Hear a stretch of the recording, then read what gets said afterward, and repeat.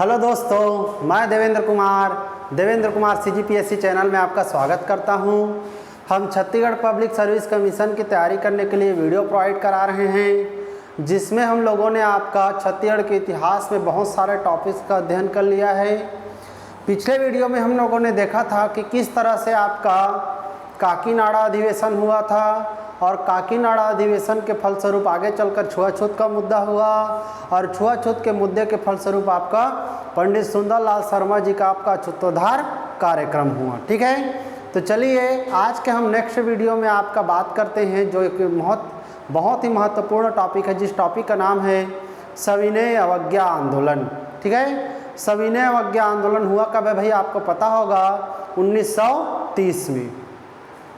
सविनय अवज्ञा आंदोलन में हम लोग बहुत सारे टॉपिक्स को देखेंगे और इसका हम लोग देखेंगे कि छत्तीसगढ़ में इसका इफेक्ट क्या रहा है, इसका प्रभाव क्या रहा है ना।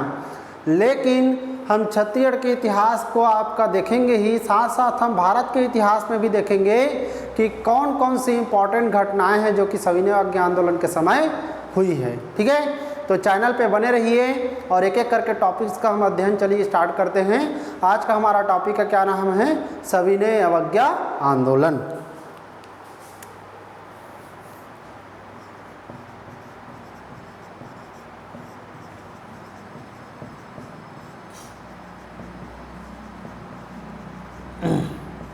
एक कब हुआ है भाई?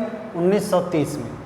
ठीक है, आपको याद रखना है, यही आपका डायरेक्ट क्वेश्चन पूछा जा सकता है कि भारतीय इतिहास में सविनय अवज्ञा आंदोलन किस आपका डेट में हुई है, किस सन में हुई है? तो 1930 में हुई है। पहले तो समझिए कि इसका अर्थ क्या होता है, मीनिंग। जैसे कि हम लोगों ने इससे पहले 1920 में एक घटना को आपका पढ़ा था, असहयोग आंदोलन। असहयोग आंदोलन का मीनिंग क्या था भाई? असहयोग आंदोलन का हमारा मीनिंग था कि अंग्रेजों का आज से हम सहयोग नहीं करेंगे। महात्मा गांधी जी ने इसी को आपका नाम दिया था, क्या आंदोलन? असहयोग आंदोलन, कि हम लोग आज से आपका सहयोग नहीं करेंगे। तो ये भी महात्मा गांधी का एक आंदोलन है, सविनय अवज्ञा आंदोलन। इसका भी तो कुछ मीनिंग होगा। इसका मीनिंग है आपका, देखिए क्या मीनिंग है, किसी गलत कानून का उल्लंघन करना जिसमें सामूहिक हित छुपा हो।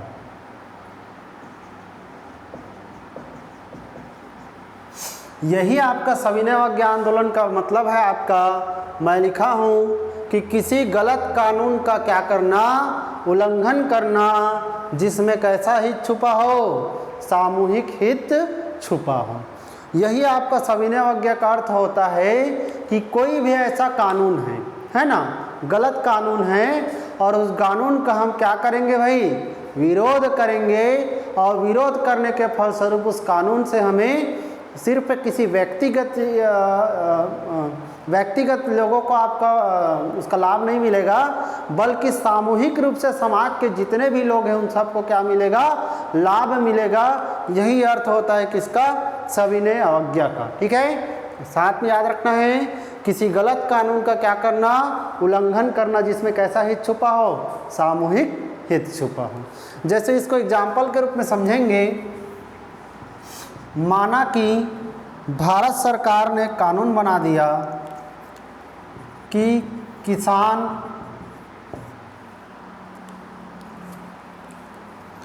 का जो MSP रहता है, मिनिमम सपोर्टिंग प्राइस, यह हर वर्ष एक आपका, इसको मान लेते हैं, माना कि किसानों का जो MSP है वह हर वर्ष परिवर्तनशील रहेगा, और जो सरकार है वह समय के अनुकूल, किसके अनुकूल? समय के अनुकूल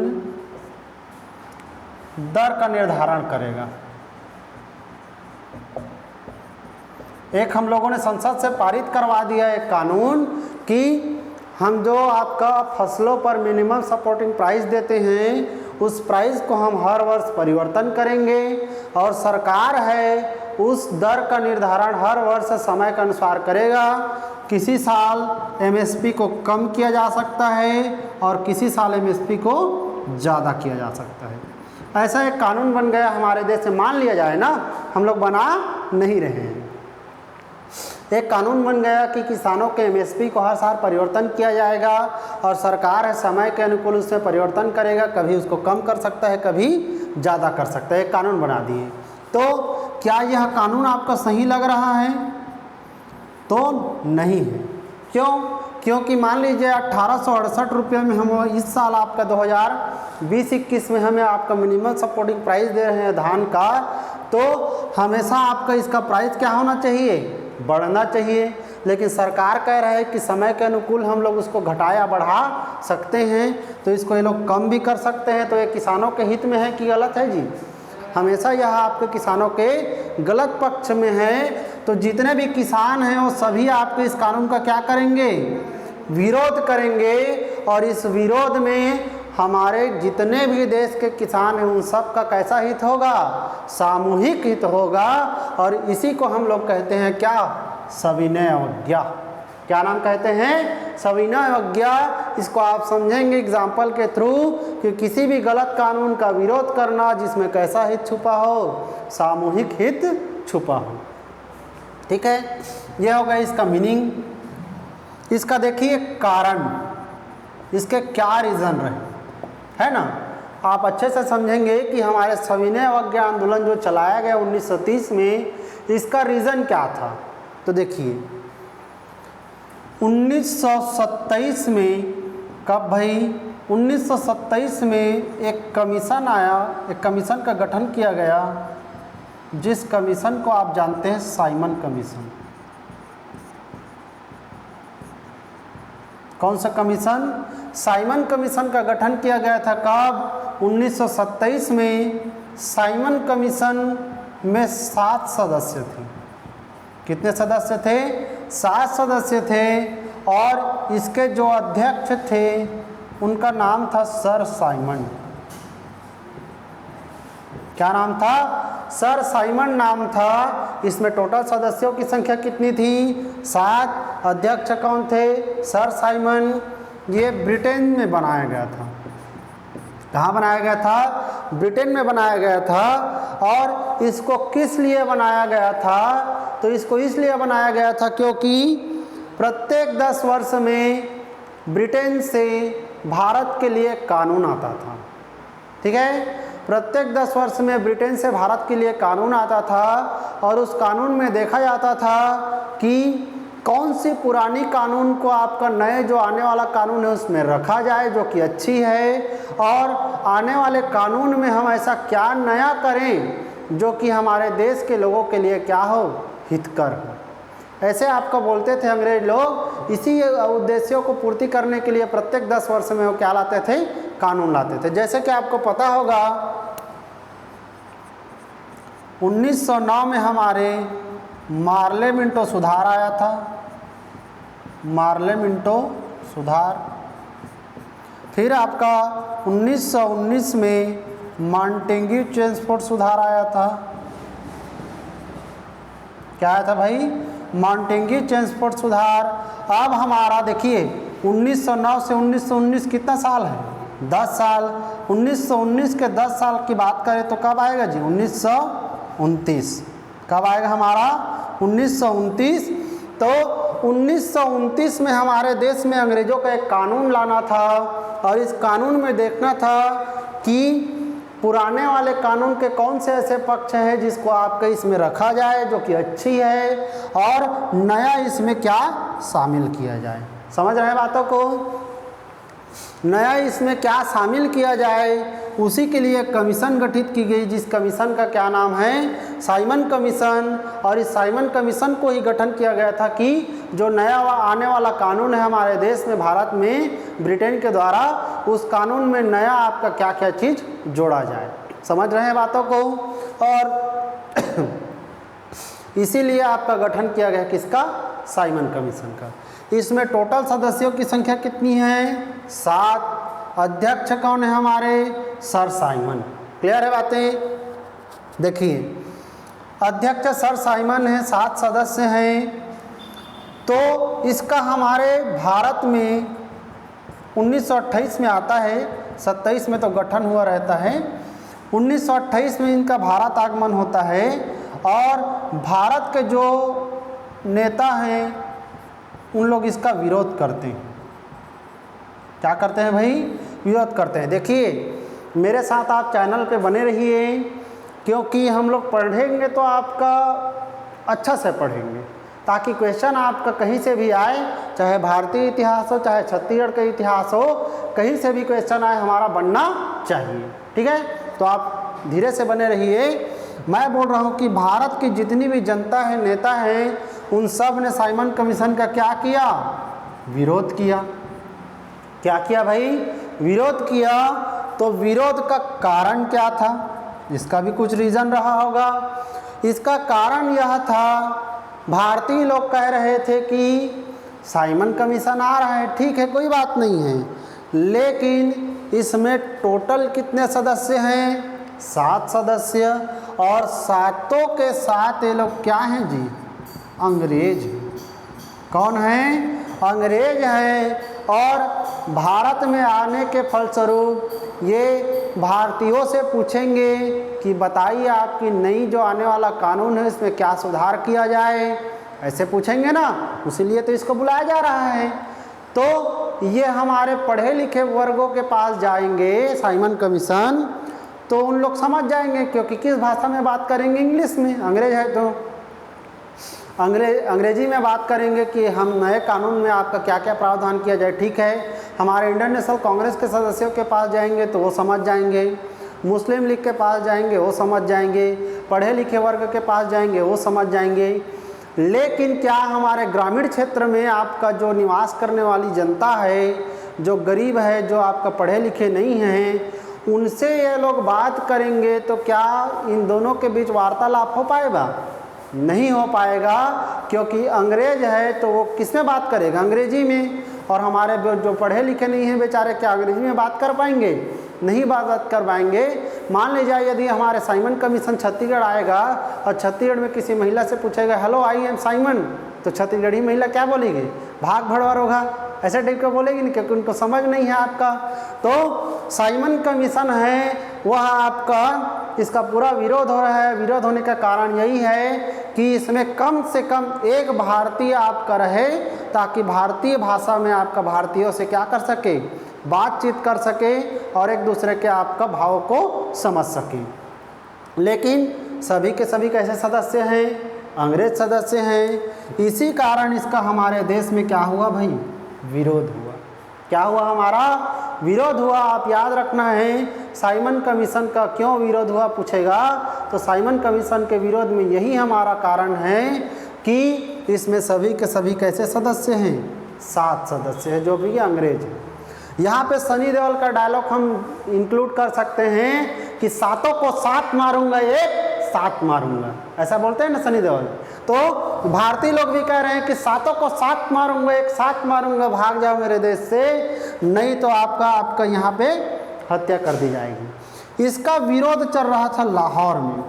कहाँ विरोध चल रहा था? लाहौर में। तत्कालीन समय में लाहौर भी हमारा हिस्सा है, और लाहौर में विरोध कर रहे थे लाला लाजपत राय। कौन कर रहे थे भाई? लाला लाजपत राय जी विरोध कर रहे थे। लाला लाजपत राय जी सनी देओल का डायलॉग मार रहे थे कि तुम लोग मेरे देश से भाग जाओ, ये तो सातों को 7 मारूंगा, ये 7 मारूंगा। तो लाला लाजपत राय जी यहाँ के हीरो कह सकते हैं आपका। और लाला लाजपत राय जी विरोध कर रहे हैं लाहौर में। तो यहाँ पे आपका कुछ जो अंग्रेज अधिकारी थे, खास करके एक नाम है सैंडर्स। क्या नाम है भाई? सैंडर्स नाम का जो अंग्रेज अधिकारी है, ये भी कातिया बन के आपका लाला लाजपत राय जी को बोलता है कि तेरी औकात क्या है, तेरे देश को मैंने गुलाम करके रखा है और तू मेरे सामने आपका सातों को 7 मारूंगा बोल रहा है ना भाई। तो सैंडर्स जी ने आपका लाला लाजपत राय जी पे क्या किया? लाठी चार्ज करा दिया। क्या करा दिए भाई? लाठी चार्ज करा दिया। और लाठीचार्ज कराने के फलस्वरूप सैंडर्स के लाठीचार्ज में किसका आपका आगे चल के निधन हो गया? हमारे लाला लाजपत राय जी का निधन हो गया। हॉस्पिटल में आगे चल के इनका निधन हो जाता है। तो याद रखना, सैंडर्स के लाठीचार्ज से किस भारतीय स्वतंत्रता सेनानी का निधन हुआ है? तो हमारे लाला लाजपत राय जी का हुआ है। आपको डायरेक्ट क्वेश्चन पूछा जा सकता है। अभी इस चैनल में आप धीरे से बने रहिए। ये सभी घटनाएं लिंक होगी किससे? सविनय अवज्ञा आंदोलन से। ठीक है भाई, चलिए, हमारे लाला लाजपत राय जी का क्या हो गया है? निधन हो गया है। किसके लाठीचार्ज की वजह से? सैंडर्स के।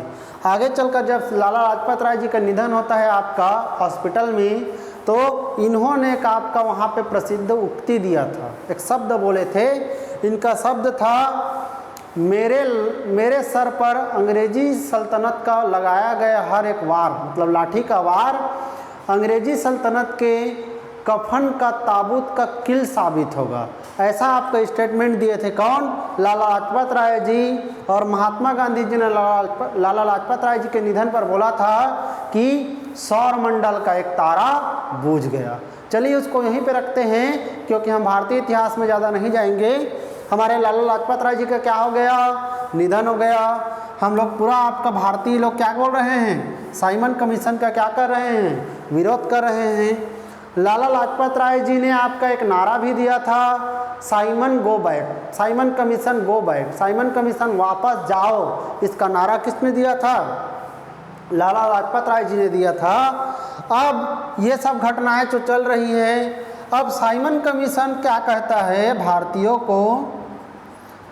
ये भारतीयों को चैलेंज दे देते हैं। ये कहते हैं साइमन कमीशन कि यदि हम लोग आपके कानून में सुधार के लिए आए हैं, लेकिन आप पूरे हमारे देश में क्या कर रहे हो?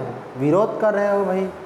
यदि आप में हिम्मत है, आप में क्षमता है, काबिलियत है, तो आप अपना कानून निर्माण करके बताइए। ऐसे कर कर आपका इन्होंने क्या कर दिया? चैलेंज कर दिया भारतीयों को। अब भारतीय लोगों की गरिमा आपका धूमिल ना हो बोलकर हमारे देश के स्वतंत्रता सेनानी भी इस चैलेंज को क्या करेंगे? एक्सेप्ट करेंगे। और भारतीयों को जो चैलेंज दिया गया है इस कमीशन के द्वारा, उसको एक्सेप्ट करेंगे मोतीलाल नेहरू। कौन एक्सेप्ट करेंगे भाई? मोतीलाल नेहरू एक्सेप्ट करेंगे। मोतीलाल नेहरू कौन है? तो मोतीलाल नेहरू जवाहरलाल नेहरू जी के पिताजी हैं। ठीक है, इनका भवन इलाहाबाद में आनंद भवन कहलाता है, याद रखना। तो मोतीलाल नेहरू जी आपके इस चैलेंज को एक्सेप्ट करते हैं, क्योंकि साइमन कमीशन ने क्या बोला है? आप लोग अपना नियम कानून निर्माण करके दिखाइए। और एक शब्द बोले रहता है साइमन कमीशन कि आप जो नियम बनाएंगे, जो ड्राफ्ट बनाएंगे कानून का, वह कानून ऐसा रहे कि आपके भारत के जितने भी दल हैं, जिनके भी नेता हैं आपके, उन सभी को वह कानून क्या हो? मंजूर होना चाहिए, सभी में सहमत होना चाहिए। ऐसे बोलते हैं कौन? Simon commission. और चैलेंज को एक्सेप्ट किए हैं कौन? मोतीलाल नेहरू। चलिए इसको और आगे बढ़ाते हैं यहाँ पे। तो नेहरू जी ने, मोतीलाल नेहरू जी ने एक रिपोर्ट बनाया, एक कानून बनाया, जिस कानून का नाम था नेहरू रिपोर्ट। कब बना भाई? नेहरू रिपोर्ट बना है 1928 में ही। बढ़िया से समझेंगे इसको। नेहरू जी चैलेंज को एक्सेप्ट कर लिए। एक्सेप्ट करने के फलस्वरूप उन्होंने क्या बना दिया? नेहरू रिपोर्ट बना दिया। अब इस नेहरू रिपोर्ट में क्या हुआ? इसमें दो चीज़ों की इन्होंने मांग की थी। कितने चीज़ों की मांग की? दो चीज़ों की मांग की। एक तो कहा कि हमें डोमिनियन स्टेटस चाहिए। क्या चाहिए भाई? डोमिनियन स्टेटस चाहिए। और एक कहा कि भारत में निर्वाचन की जो पद्धति है वह एक समान होनी चाहिए।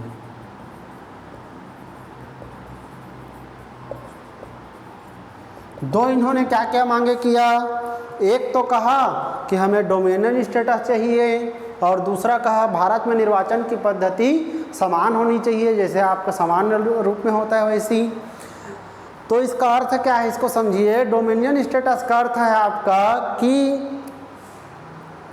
केंद्र में, कहाँ पे भाई, केंद्र में अंग्रेज लोग शासन करें, इससे हमें कोई समस्या नहीं है। लेकिन राज्यों में किसको शासन करने देना चाहिए, भारतीयों को शासन करने देना चाहिए। केंद्र में अंग्रेज शासन करे और राज्य में कौन शासन करे, भारतीय शासन करे। और इसी शासन व्यवस्था को क्या नाम दिया गया है, डोमिनियन स्टेटस।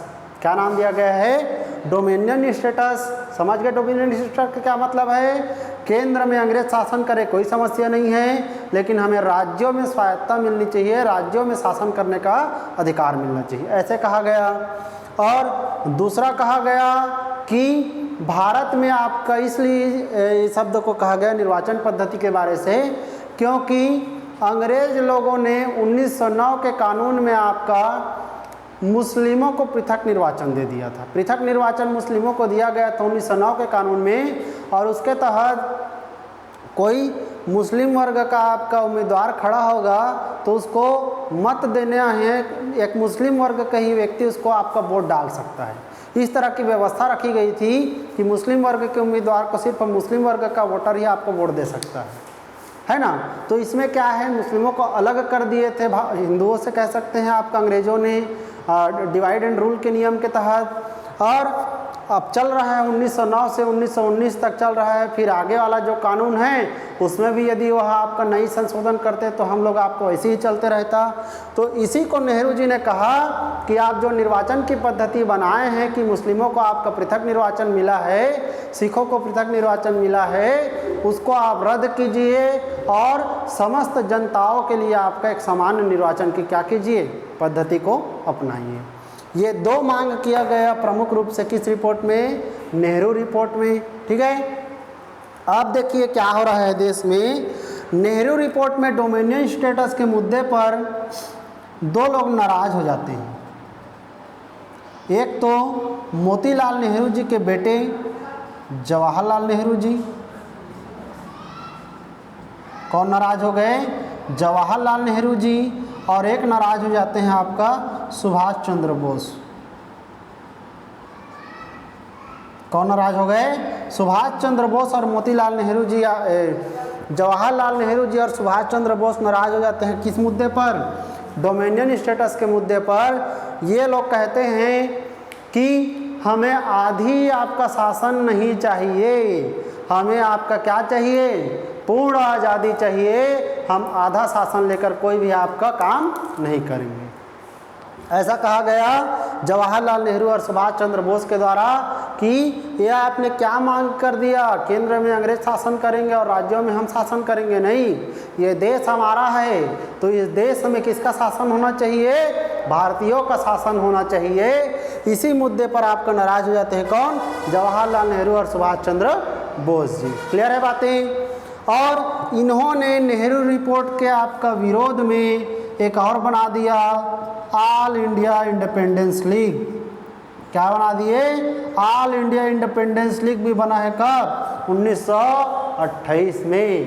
क्लियर है बातें। ऑल इंडिया इंडिपेंडेंस लीग या independence league of all India, कहने का मतलब भारत को पूर्ण आज़ाद कराने वाला लीग, इसको बना दिए कौन कौन, जवाहरलाल नेहरू और सुभाष चंद्र बोस जी। अब ये वाला मुद्दा भी गर्म हो चुका है, क्योंकि मुस्लिम लोग कहेंगे कि नहीं भाई, आने वाले जो कानून हैं उसमें हमें क्या होना चाहिए, पृथक निर्वाचन ही रहना चाहिए, हम संयुक्त निर्वाचन का आपका पक्ष में नहीं हैं। और इसका विरोध कर देंगे मोहम्मद अली जिन्ना। कौन कर देंगे, मोहम्मद अली जिन्ना इसका विरोध कर देंगे कि आगे जो आने वाला कानून है उसमें हमें आपका पृथक निर्वाचन ही चाहिए, हम संयुक्त निर्वाचन नहीं लेंगे। और मोहम्मद अली जिन्ना ने 14 सूत्री मांगे रख दी कि आपका हमें ये चाहिए, हमें वो चाहिए, ऐसे करके इन्होंने 14 सूत्री मांगों को रख दिया। किसके विरोध में, नेहरू रिपोर्ट। देखिए घटनाओं को समझेंगे। साइमन कमीशन के विरोध में आपका इनके चैलेंज की वजह से मोतीलाल नेहरू जी ने क्या बनाया, नेहरू रिपोर्ट। अब नेहरू रिपोर्ट के विरोध में आपका क्या बन गया, ऑल इंडिया इंडिपेंडेंस लीग बन गया और जिन्ना जी का 14 सूत्री मांग हो गया आपका। और साइमन कमीशन क्या बोला था कि हमें आप ऐसा ड्राफ्ट बना के दीजिए जो कि आपके देश के समस्त दलों को क्या हो, मान्य हो, है ना भाई। तो ये सब आपका ब्यौरा जा रहा है ब्रिटेन। कहाँ जा रहा है, ब्रिटेन जा रहा है। वहाँ पे ब्रिटेन की जो है तत्कालीन आपका संसद है, वहाँ पे इन सब कानूनों पर चर्चा हो रही है। इसके लिए 1930 में प्रथम गोलमेज सम्मेलन भी होता है, जिसका इंडियन नेशनल कांग्रेस ने क्या किया था, विरोध किया था, आपको पता होगा। तो देखिए ये सब हो रहा है तत्कालीन समय में। गांधी जी शांत है ना, गांधी जी आराम से बैठे हैं, देख रहे हैं कि क्या हो रहा है भाई ये सब चीज़, क्योंकि उनका आपका 1920 में जो आपका सहयोग आंदोलन था वो क्या हो गया था, फेल हो गया था, अनसक्सेसफुल रहा था। इसी कारण ज़्यादा उथल पुथल नहीं हो रहा है आपका, वो शांत बैठे हैं, वो देख रहे हैं कि भाई देख रहे हैं क्या हो रहा है हमारा, ठीक है। अब ब्रिटेन में सब बातें जा रही हैं, हमारा नेहरू रिपोर्ट गया, ये सब बातें गई, जिन्ना का 14 सूत्री मांग गया। अब क्या हुआ, अब एंट्री करेंगे कौन, गांधी जी। कौन एंट्री करेंगे, गांधी जी एंट्री करेंगे। और गांधी जी क्या करेंगे भाई हमारे, तो गांधी जी हैं, इन्होंने अपनी पत्रिका यंग इंडिया, क्या नाम है, यंग इंडिया नाम की एक पत्रिका निकाला और इस पत्रिका में इन्होंने 11 सूत्री मांगे रखी। कितनी सूत्री मांगे रखी, 11 सूत्री मांगे रखी। 11 सूत्री मांगों को गांधी जी रखते हैं अपनी पत्रिका के माध्यम से, पेपर में प्रिंट आउट कराते हैं कि हमें 11 ये मांगे चाहिए, और यदि इसको आप पूरा कर देते हैं तो हम लोग सविनय अवज्ञा आंदोलन प्रारंभ नहीं करेंगे, लेकिन यदि इन मांगों को आप पूरा नहीं करते हैं तो हमें सविनय अवज्ञा आंदोलन चलाना पड़ेगा। बातें समझ आ रही है आपकी। गांधी जी ने आपका पत्रिका निकाला जिस पत्रिका का नाम है यंग इंडिया, और यंग इंडिया पत्रिका में उन्होंने कितनी सूत्री मांगे रखी, 11 सूत्री मांगे रखी, और कहा कि यदि इन बातों को आप मान लेते हैं अंग्रेज लोग तो हम लोग आपका सविनय अवज्ञा आंदोलन प्रारंभ नहीं करेंगे, लेकिन यदि आप नहीं मानेंगे तो हमें सविनय अवज्ञा आंदोलन प्रारंभ करना पड़ेगा।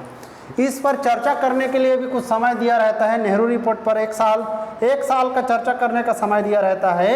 ये 1 साल बीत जाता है, 1 साल क्या होता है हमारा, बीत जाता है, लेकिन कोई भी आपका निर्णय नहीं लिया गया।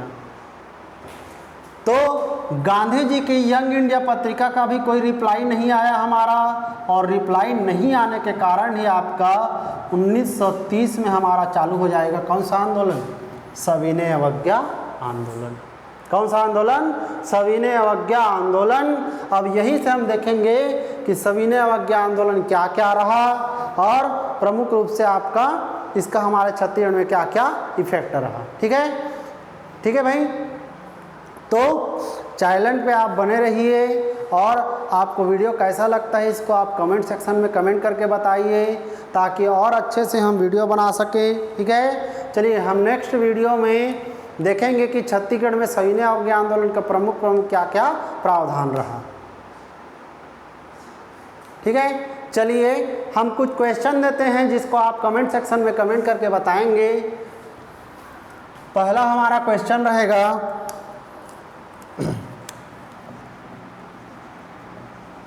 काकीनाडा अधिवेशन कब हुआ, इसको आप बताएंगे। दूसरा, महात्मा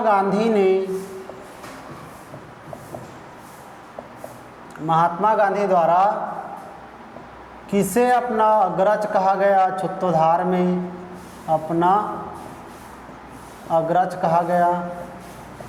ठीक है, किसे अपना अग्रज कहा गया है। 2 क्वेश्चनों का आपका आंसर कमेंट सेक्शन में देना है। ठीक है, आप चैनल पे यदि नए हैं तो चैनल को सब्सक्राइब कर दीजिएगा, और कमेंट में हमें यह बताइएगा कि वीडियो कैसा लगता है, ताकि और अच्छे से हम वीडियो प्रोवाइड करा सकें।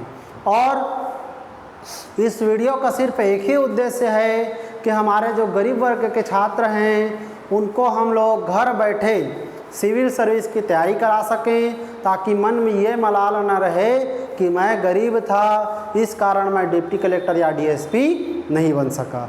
ये मलाल न रहे कि मैं जीवन में कुछ कर सकता था लेकिन मेरे पास पैसा न होने की वजह से मैं गरीब रह गया, कुछ नहीं कर सका।